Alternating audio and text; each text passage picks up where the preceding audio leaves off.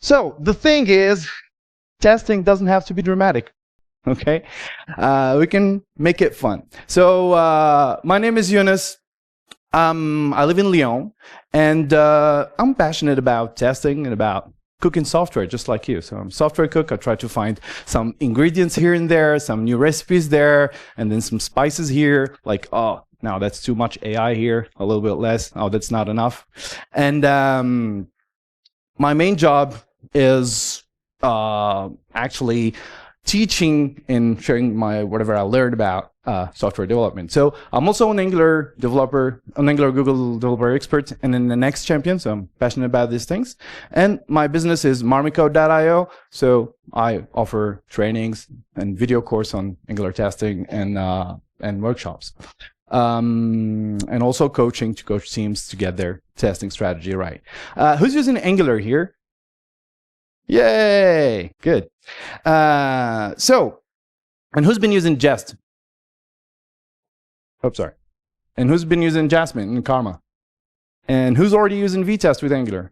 Yay! Good. So today we're going to test this application. You search for recipes, you filter them, you add them to your meal planner. Some recipes are not there because they don't exist. Didn't get an error message or whatever. And I want to test that with Vitest.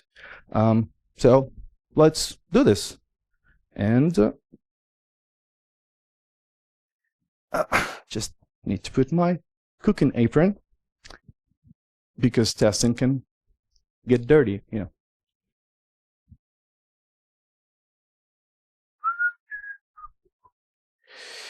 Okay. Just some onion slices here, and there we go. So now I have this workspace. It's an Angular app. I have Vitest set up. I'm just going to write a test. And here, so this is my code base, and oh no, it's just config. I was supposed. Yesterday there was the speaker dinner, and I totally forgot to set up the Vitest. Oh God.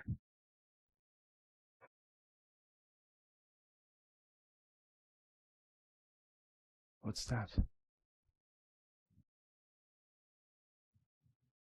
Oh. Good idea. Why not? So yeah, I could migrate to Vitest. So how do I do that? Well, first, who've heard about Analog and Brandon Roberts? So Analog, well, it's a meta framework on top of Angular, but it's also lots of tools around Angular. And one of them is the Analog plugin that allows you to set up Vitest for Angular easily with just one plugin without having like a special Angular builder constraint or whatever. So, and it has this generator that allows you to set up Vitest on your project. And again, if you're using NX, when you create a library or an application, you can set up Vitest and use this plugin, which I highly recommend because it provides more flexibility and integration with the IDE and stuff like that. So let's forget about browser mode now. And do I have internet? Yes. And now it did the Vitest setup, and I can just run my tests. I'm using NX, so I'm just calling NX test. This is calling Vitest. And obviously, some of my Jest tests are not working with Vitest. Some are working because the APIs are very similar because Vitest was designed that way to make the migration easier. But some tests are not working. Why? Because they're using Jest, obviously. So what do I do? Well, first solution is I could simply rename them. So the ones that are broken, like I know this one is broken, it doesn't work with Vitest, I can rename it to Jest, and I can rename this one to Jest, and keep the other ones, any test that is called .spec.ts to run with Vitest, right? And in my Jest configuration, I will just tell it, don't pick the spec files, pick the Jest files. So this way, I have a progressive migration. So if I call nx jest, these are the Jest tests that are still working that I will migrate later when I have some AI token budget. And the tests that are written with Vitest, that are working with Vitest, I'm running them and they're working. So I can progressively migrate. 2 minutes, it just works. Okay, you don't have to migrate everything. But if you want to go a little bit further, well, there's a code mode for that. And it's a legacy code mode anyway, because yeah, Angular is not the framework that adopts new stuff the first, so in general. So React people went through that migration from Jest to Vitest. Now it's our turn to do that, and there were some migration for that. There will be also some migrations for Angular. I'm working on that personally. And if you're coming from Jasmine and Karma, there is the migration inside the Angular CLI. So that's good news. And let's run this.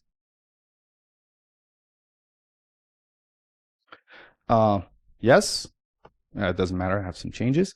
And what happened here? Well, the tests that were calling jest.fn are now calling vi.fn. So lots of things are transformed. Not everything works perfectly. That's the main thing about migration. There's no 100% coverage for a migration. Angular CLI has been doing this for years, and they know that they cover 99% or something, and that's fair enough because at the end you have 1% that you have to polish manually. All good. And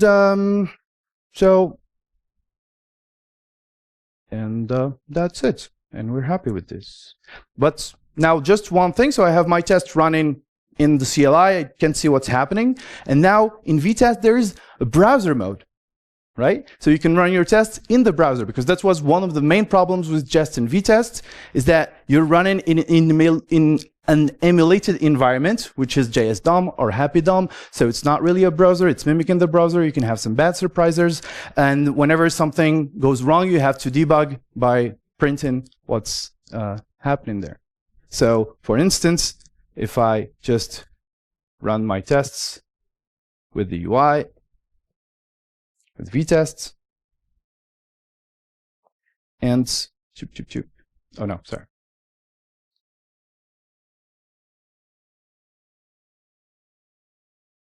Not the right thing. Okay.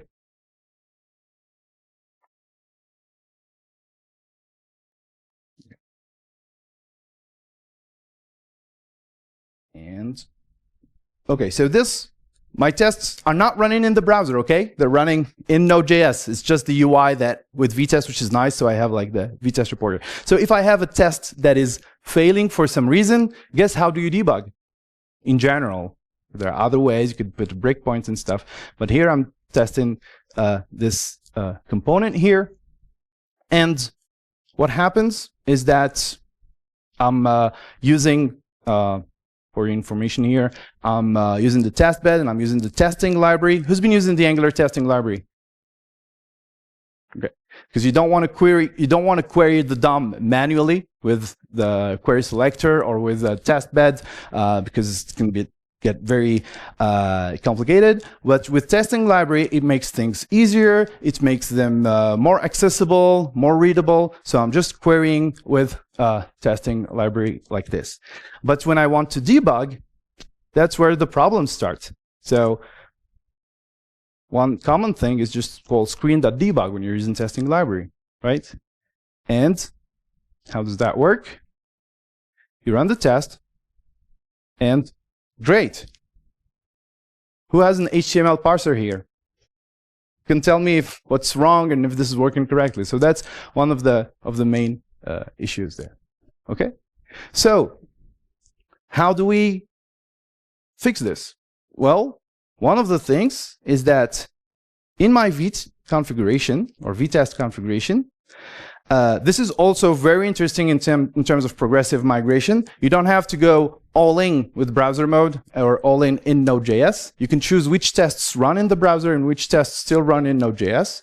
Maybe because there are valid reasons to run in Node.js, like in the emulated environment, or maybe it's just because you're migrating and when you run the test in the browser, they're not working for some reason and you don't have time for that.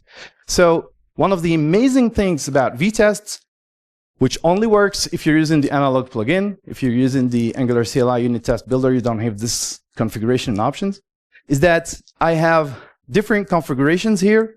One that says that the tests that match this pattern, those that are named .spec.ts, will run in the emulated environment, okay? So in Node.js, right? And those that are named browser.spec.ts will run in the browser. And here I have one configuration with JS and I have another configuration here with the browser, okay? And it's using Playwright as a browser provider. It's just a tiny detail. We'll dive into that just a little bit later. And so depending on the extension, I can run the test differently. So this is also interesting if you have some what I call wide tests, or if you want to call them integration tests that are slower or more flaky, you can also configure them this way. So you only run them in some rare occasions, not all the time, etc. And so now, when I just rename this test to .browser.spec.ts, what happens? Good. I can run the test here again and again, and I can see the interactions, and you can see it in the browser. That's magic, right? And so I'm happy with this, and we can progressively migrate all the tests that manipulate components to run in the browser, and that's it. And thank you. Guys, the phones. Oh, sorry. Yes. What? Sorry. A component? What? They're not nobody bought any recipe for the week? There's something wrong. The tests are passing. There are dozens of people here that can you confirm that the test is passing? You've seen it passing? Yeah? One person is following. Thank you. Okay. Yes, it's working. On my computer. Yes. Okay, I'll dive into that. What branch is that? The bug creative. Okay, good. Thank you. See, it's my boss. Anyway, so what's happening here is that apparently there's a problem.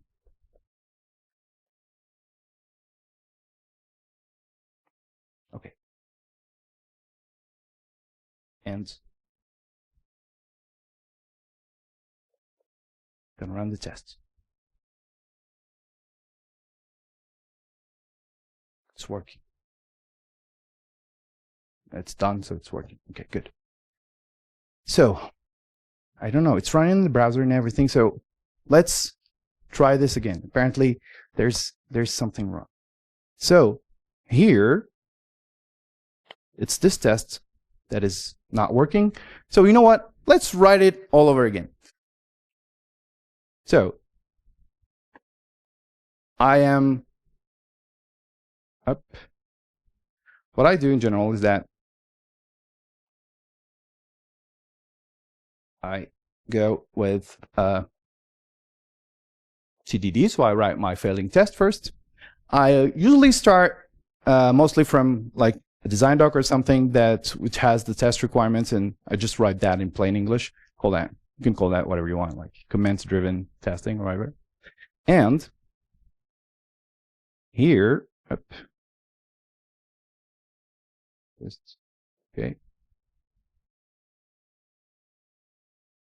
Just make sure it works.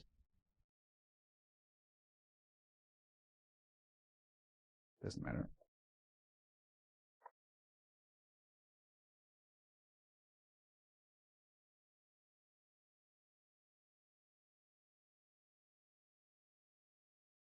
Okay.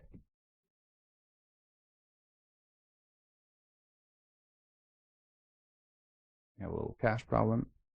Just want to show you a little fancy thing here.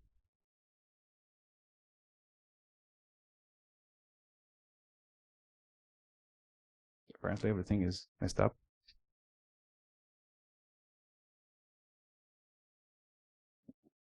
I know it.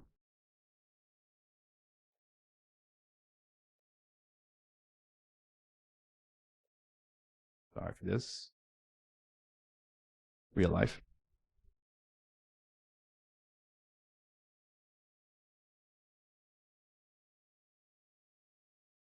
I don't know. Oh, you mean I had like some syntax issue? Okay, good. Thanks. Okay, so here I start to write my test here, and what I'm going to do is I'm going to ask it to mount the recipe search component.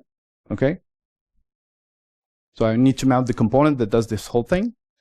I want to provide some test double for the recipe repository because it's fetching the recipes from the internet, which is not always working well, right?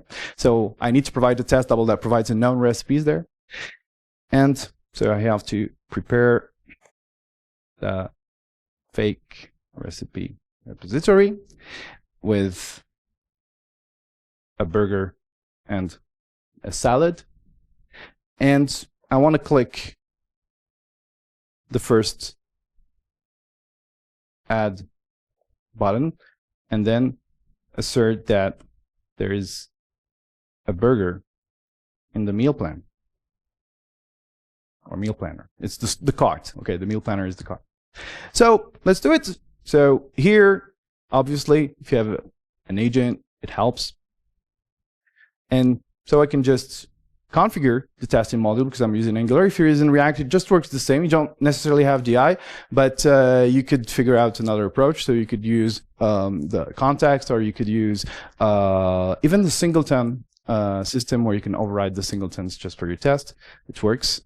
And here I will provide, and that's where you have like a common problem where you see things like I'm going to create a recipe repository. And here, that's where the mess starts, is that we start creating just what I call spine stubs, because they're not really mocks, and you start overriding things. It's not type safe. We don't know if it works, etc. So the best thing is to have like a real fake implementation that satisfies the same behavior. So I'm using a recipe repository fake.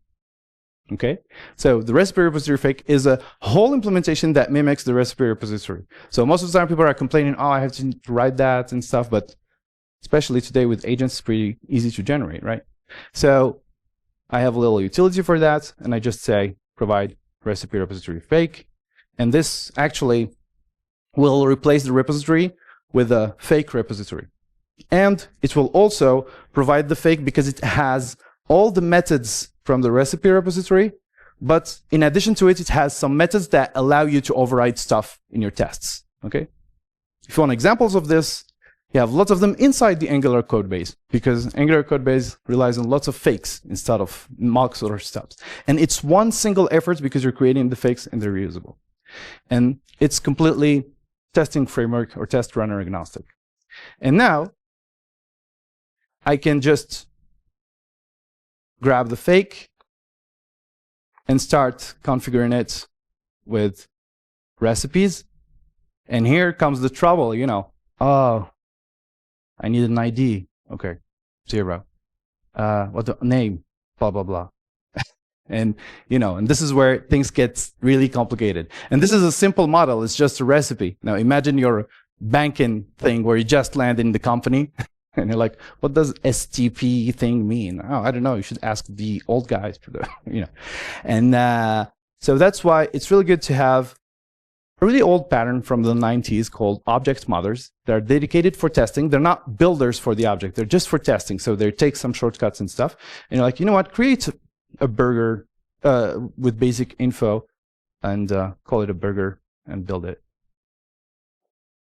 And later you can say with diet, vegan or whatever, and it will add only vegan ingredients, you know, and it makes the test more readable. We understand why you put that field or that other field, you know, it's more explicit. And it's something that you build once and you reuse in all of your tests. And okay, with basic info and salad and build. And And now I can mount my recipe search component, right? Okay? And usually, this is where you start making your assertions, and you're like, it should be, I should find inside this thing, I'm using testing library, and I'm going to say, you know what? You should find the headings,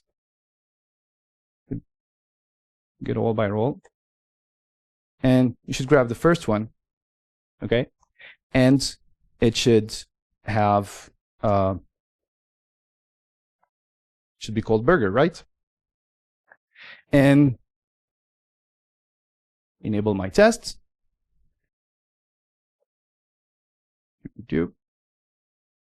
And that's where you're in trouble, because it says it cannot find it. You see, it says there are inputs and stuff, but I can't find the burger. Like, are you sure? And that's where you start doing, oh, I know what happened.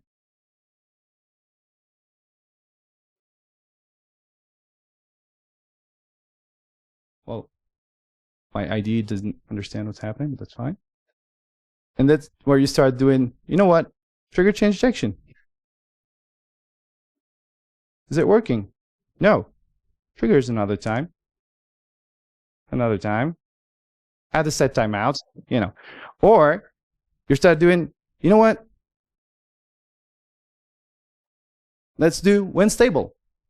It sometimes works, and sometimes it just doesn't, because don't have time to show you this, but if the component is doing some asynchronous work, when the component is mounted, the when stable is not enough, and there are cases where you have to call it twice for that to work.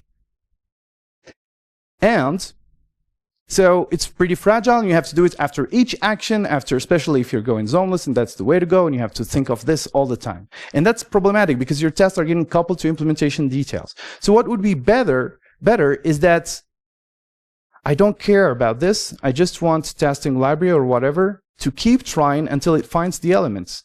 And that's why you have this find all, which is asynchronous. So it will keep trying until it finds one element. But it's not waiting for the first element to be burger. It's just waiting until it finds one element. But maybe it's not the right timing, because maybe the recipes are still moving, and someone is disappearing, another one is replacing it. So what's better is that in Vitest, you have polling. So you can say, you know what, keep trying this.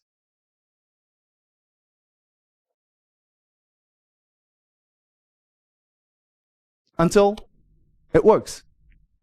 So you could poll something. If you're using Node.js, you could poll the database or whatever until the matcher works. And if there's a typo or something, it will try until there's a timeout. And I get an error. Okay? So then, now it's good. So what I want to do is that I want to click the first add button. So I will use user event from testing library, and I will ask it to click on the first button that is called add, and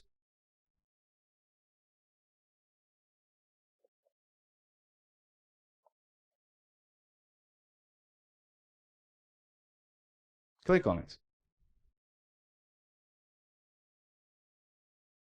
Okay? And once it's done, I can inject my store. It's add. And I can inject my store here at the beginning, maybe, so that it's consistent. Doesn't matter if you inject it later. I'm just doing this meal planner. It's my store, whatever it is implemented. And I can say, please make sure that in the meal planner, there are recipes, okay? And the first recipe is, or even all the recipes there, match something that looks like an array with a single element with the name burger. So this is also, I'm not copying all the properties, just the one I need. And now my test is passing. Okay? If for some reason there's some delay before the recipe is added in the meal planner, well, again, I could say, you know what? Keep polling until this happens or the test times out. Okay?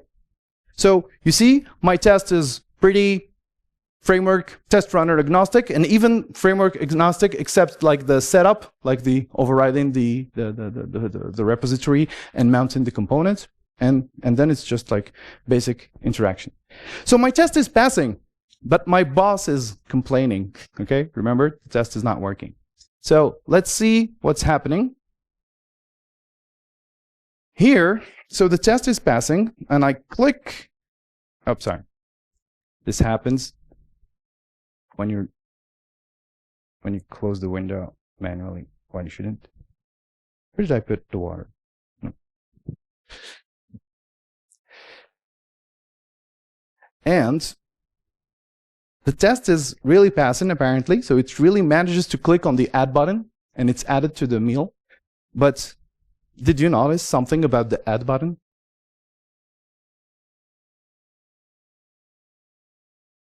It's not there. But it's there in the DOM. Who's right? The human or the DOM? The DOM, of course. So that's the big problem. The big problem is that testing library, or whether you're interacting with the DOM programmatically, you're triggering things that might not be possible in real life, because you're really grabbing a reference of an element that might be hidden, or the element might not even be attached to the page. So there are many reasons why the click might work, but in real life it doesn't. And also, we might be triggering events in the wrong order and not realistically, because who knows exactly the order of the events when you click? Is it mouse over, then mouse down, or mouse up, or click, or mouse leave? Does it really leave when you click because your cursor is still there? What do you want to produce? How? What if your code, what it does is that the moment the mouse enters, the button is disabled because you have an evil LLM there? So what do you do? So that's the big problem, is that we want more realistic tests in Vitest. So what if, instead of using user events from testing library, which does this programmatically, I just change one line here, and I call Vitest browser. I import user events from Vitest browser. It's the exact same API that interacts with the DOM, so the migration path is pretty smooth, right? And let's see. Oh, did you see in my IDE here, the test is failing? You can see that this test is failing. So I'm using a tool called Wallaby.js. Sadly, it's only free for open source, but it's really nice. It's not that expensive. And you've noticed like how cool it is in terms of TDD, because, for example, you could say, what's inside this variable? And it can tell you what's inside it. And you can open like a, well, anyway, I'm too zoomed in to show you, but you can see what's happening, or you can see different variables live, you know, like recipes and up. Good. Really. Yeah, you can see it's empty. So it's pretty nice for debugging, because you could do it anywhere, not only in your tests. Anyway. And so back to our tests, I can see here also the same error that I have here. Locator clicked, timeout, blah, blah, blah. And what's happening is that when it tries to click, when Vitest tries to click on the add button, it's actually the picture here that grabs the click. Yeah. And it tells you picture salad Younes. It's where I come from. So it's that's what's grabbing the click. It's not the button, so you have a UI problem. So now I can fix my component, because I know someone messed up with the CSS of a shared component. Never happens. Not realistic. And now look, I changed this CSS. Did you see the test passing? Because with Vitest, and not only, but with the code coverage of Angular, because it's compiled with ahead of time compiling, I have the coverage even for my template. And that's why, and here, when the test is failing, it becomes red. That's because I'm using Wallaby. And I can jump to failing test, and it tells me which test is failing. Right? And now I have this line, and instantly I know that I fixed my test. So it's really good experience, and that's the test is passing, and it's magic. I'm happy with that. So how does this really work? Because that's what's interesting. How come I just changed one line and it works? So this works because it's using Playwright under the hood. Vitest is using Playwright. Who's familiar with Playwright? So Playwright is designed for end-to-end tests initially, and it has two main layers. There's the test runner, which is, the test and expect from Playwright.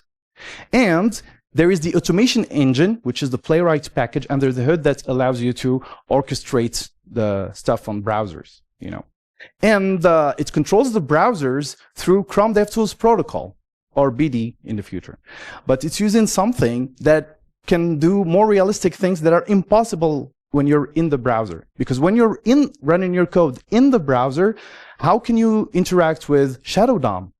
You're protected. The Shadow DOM is protected. How can you interact with an iframe? You cannot. You have to find a hack for that. So with Playwright, it's just using Chrome DevTools protocol, so whatever the browser can see, you can see it. And Vitest, when you're using browser mode, it's actually running, when you choose the Playwright as a provider, it's actually using the automation engine from Playwright. And that's, so you have two modes there. The first mode is what I call partial browser mode. This is not documented enough, so I'm trying to write as much as possible about it.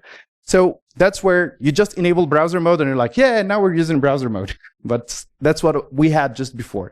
So we're just using the provider to start Playwright and for Playwright to start the browser. And then all the tests are loaded in the browser, they're running in the browser, and everything is happening in the browser, and the reports are sent back to Vitest, just like Karma was doing.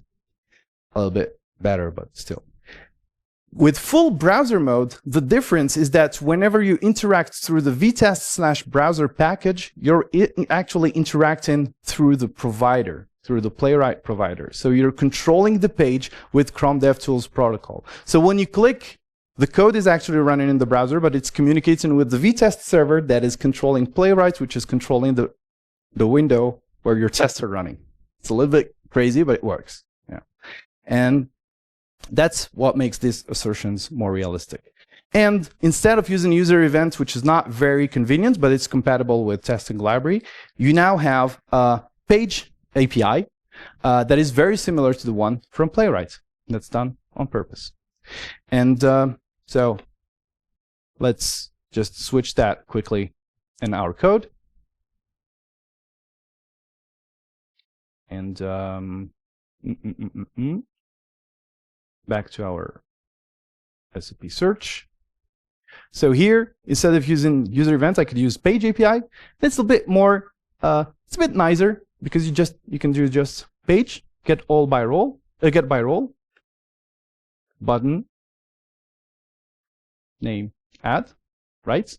And this returns a locator. It's more of like a recipe of how to find the element. It's not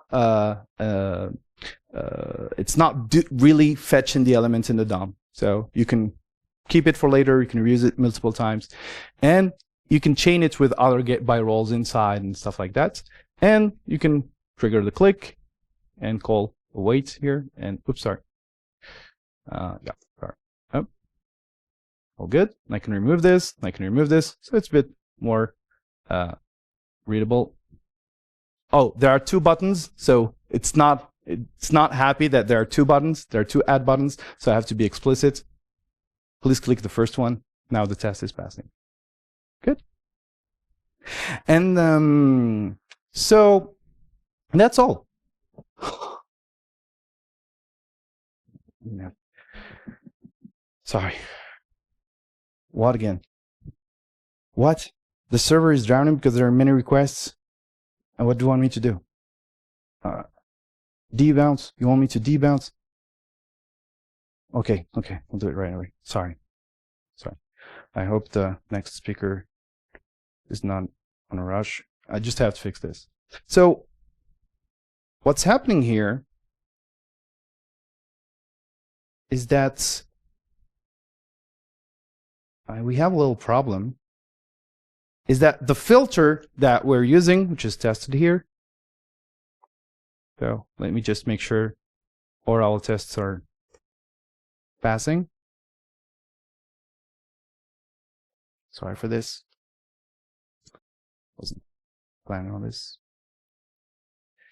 And now the tests are passing, but the form, so we have a recipe filter form here. So we have a form, but we need to add a debounce, right? Because each hit on the keyboard is sending a request. But the problem is that I'm pretty sure that the moment I will add a debounce here, for example, I'm using the signal forms experimental debounce here, and how much debounce do we want? 300 milliseconds.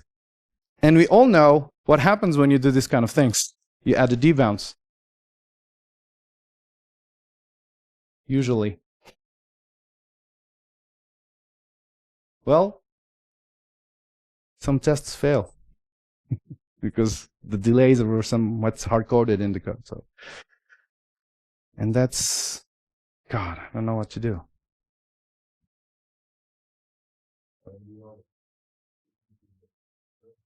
What?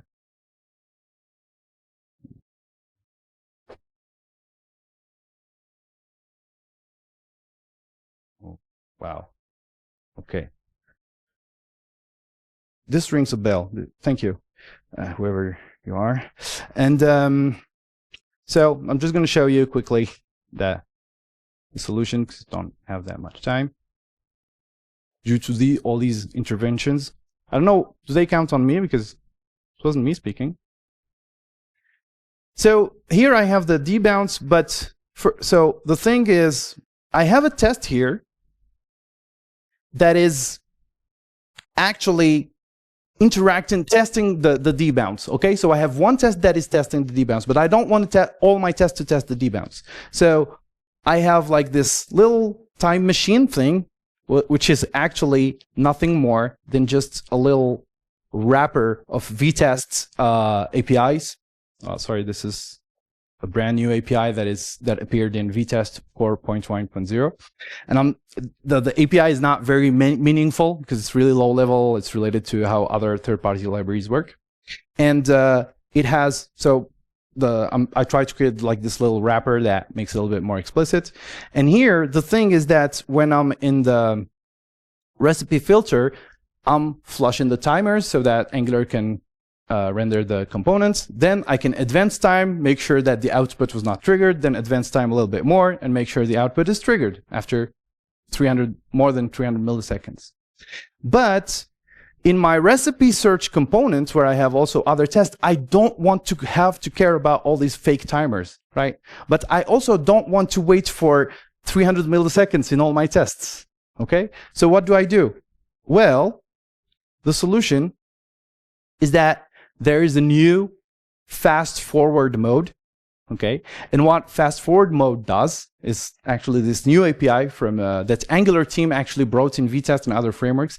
It automatically advances time as fast as possible whenever it can. So if you have a set timeout of 3 hours, and then you just wait for any macro task, it will advance time by 3 hours.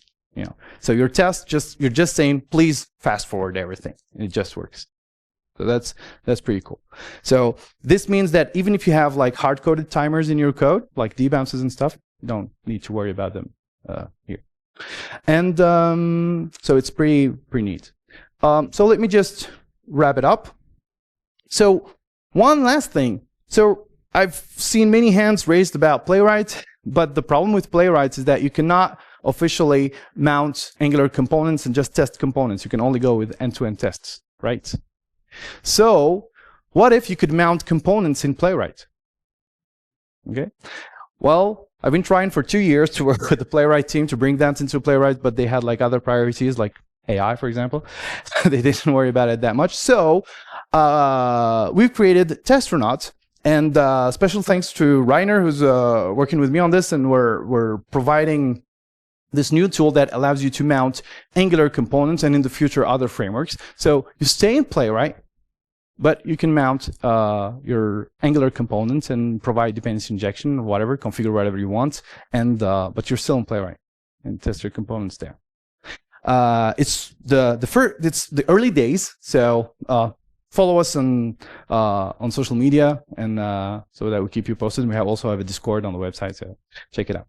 And so the key takeaways, just before I leave, think of progressive migration before going to Vitest. Don't Big Bang. Don't ask your manager for 1 week and billions of tokens to migrate. Right? Think of full browser mode, not just partial browser mode, and because that's the real value of Vitest browser mode. Keep your testing tooling agnostic. Don't get too coupled to the testing frameworks you're using, testing runners you're using. And prefer the analog plugin, as I've showed you, which provides more flexibility. And remember that even though Vitest is wrapping Playwright, it's not Playwright. It's not the whole Playwright test runner. It's not the whole experience. Just a few things there. And you can find many of these things in my free cookbook online. So we had lots of articles there about this kind of new APIs of controlling time and other patterns like fakes, etc. All these things that we've seen. And if you want to go deeper, you can check out my video course, and that you can win at the end, by the way. And I'm also running a workshop, and the next session is next week. Might be a little bit late, but you can still register. There's plenty of room. And if you want anything else, you'll find all these links here. And okay, so you will find on this QR code all the slides, and also you can win 1 video course seat there, unlimited access to all the testing course. And that's it. Thank you very much. Bye. Now I have to clean up. Thank you. And if you have any questions, I'll be just here. Sorry for the extra minute.